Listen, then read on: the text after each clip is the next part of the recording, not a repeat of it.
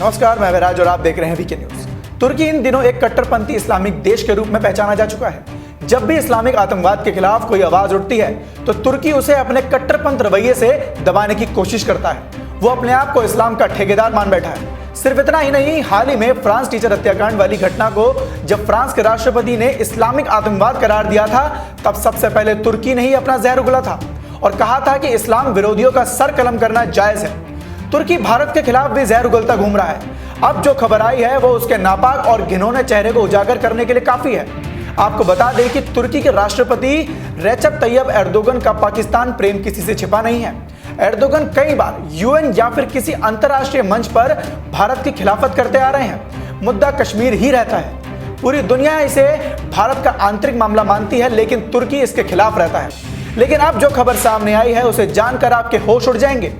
Greece के एक जाने माने पत्रकार ने अपनी रिपोर्ट में तुर्की के राष्ट्रपति के नापाक इरादों का खुलासा किया है। ग्रीस के पत्रकार एंड्रियास माउंटजरोली ने अपनी रिपोर्ट में दावा किया है कि एर्दोगन पाकिस्तान की सहायता के लिए कश्मीर में सीरिया के विद्रोही खूंखार आतंकवादियों को भेजने की योजना बना रहा है। इसके लिए तुर्की के अधिकारियों ने कई आतंकी गुटों से बात भी की है।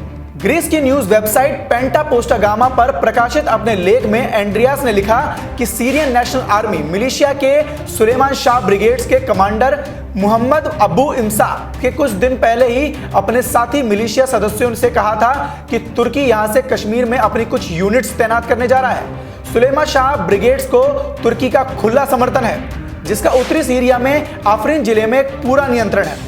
इसी के साथ सुलेमान शाह ब्रिगेड ने कमांडर अबू इमसा ने यह भी कहा था कि तुर्की के अधिकारी सीरिया के बाकी हथियारबंद गिरोह से भी बात कर रहे हैं और इसी के साथ वे गिरोह के कमांडरों से उन लोगों के नाम बताने को कह रहे हैं जो कश्मीर में जाना चाहता है। अबू इमसा ने यह भी कहा कि कश्मीर जाने वाले आतंकियों को तुर्की की तरफ से $2000 की राशि का इनाम भी दिया जाएगा। कमांडर ने अपने गिरोह से कहा कि कश्मीर भी उतना ही पहाड़ी है जितना आर्मेनिया का नरगोना काराबाख है। इससे पहले तुर्की ने आर्मेनिया के साथ लड़ाई में अजरबैजान का खुलकर साथ दिया था। इतना ही नहीं, तुर्की ने सीरिया में अपने सहयोगी आतंकी संगठन के लड़ाकों को काराबाख में लड़ाई के लिए तैनात भी किया था।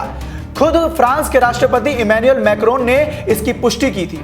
किलिंग मशीन कहे जाने वाले इन आतंकवादियों को इस्लामिक देश अजरबैजान के पक्ष में ईसाई देश आर्मेनिया के खिलाफ युद्ध के लिए काफी पैसा भी दिया गया था। पत्रकार की इस रिपोर्ट में और भी कई बड़े खुलासे हुए हैं। उन्होंने लिखा है कि तुर्की के राष्ट्रपति एर्दोगन मुस्लिम दुनिया का सबसे बड़ा नेता बनने की कोशिश में है।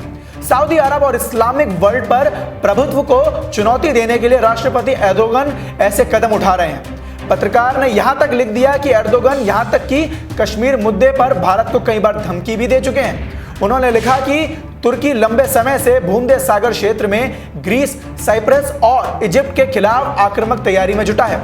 ग्रीस के पत्रकार ने दावा किया कि तुर्की और पाकिस्तान आपस में रक्षा सहयोग को बढ़ाकर दूसरे देशों की जमीन को हड़पने की फिराक में है। हाल ही में शील्ड ऑफ मेडिटेरियन युद्धाभ्यास के दौरान पाकिस्तानी लड़ाकू विमान तुर्की पहुंचे थे। राष्ट्रपति एर्दोगन पाकिस्तान की सहायता में ग्रीस की जमीन पर कब्जा करने का प्रयास करना चाहता है। शायद इसीलिए वो कश्मीर के मुद्दे पर पाकिस्तान की सहायता के लिए आतंकी गुटों को भेजने की योजना बना रहा है। लेकिन शायद तुर्की ये भूल गया है कि जो काम पिछले 70 सालों में पाकिस्तान और चीन नहीं कर पाए तो उसकी औकात ही क्या है।